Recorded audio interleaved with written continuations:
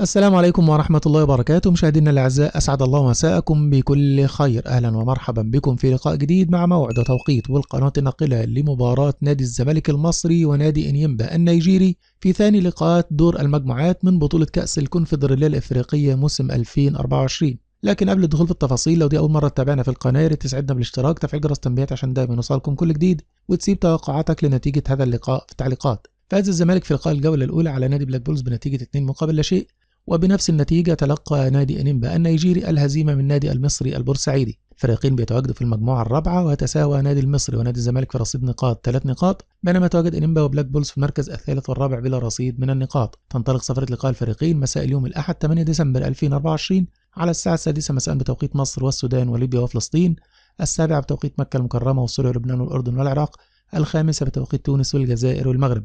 النقل المباشر لهذا اللقاء عبر قناة بن سبورت السادسة بتعليق علي محمد علي. كل المنتطبة بالتوفيق لنادي الزمالك في هذا اللقاء، وبنتمنى لحضراتكم متابعة ممتعة. دمتم في رعاية الله وأمنه، والسلام عليكم ورحمة الله وبركاته.